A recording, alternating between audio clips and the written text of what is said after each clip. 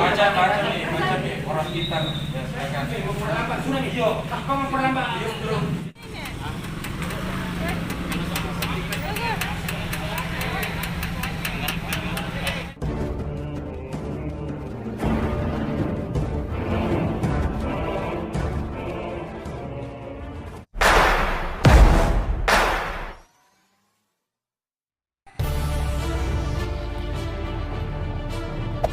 Hey there.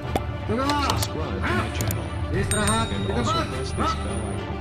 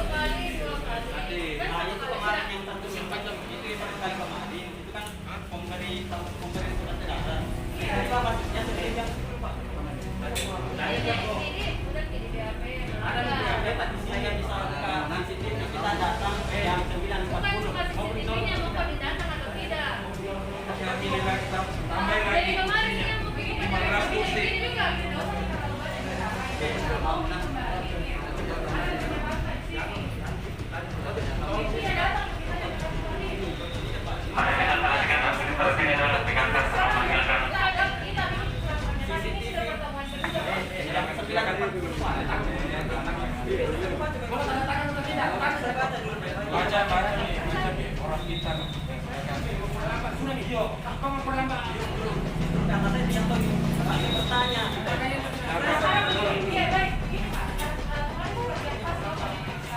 Siapa yang bilang Pak?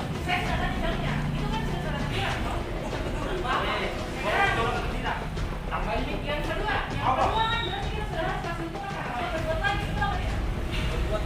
Loh, apa dia? Saya rapat nih. Saya tak tahu dulu ada apa, Bapak masih terima apa ya? Pak, Mereka bukan tahu. udah, Pak, di luar Silakan sini. tulis tulis Mau aja. kita sebelum kita kemarin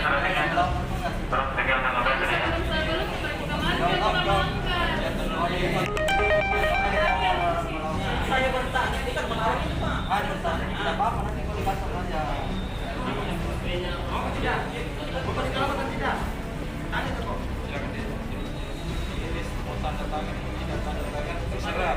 Jelas. Sampai yang mulia panjang berdua. Silakan deh, silakan. dari sebenarnya itu ada aturan. Ya sudah ambil 15 ya, 15 sampai 15. Warna apa kata? Coklat sama hitam. 15 ya. Sampai 5.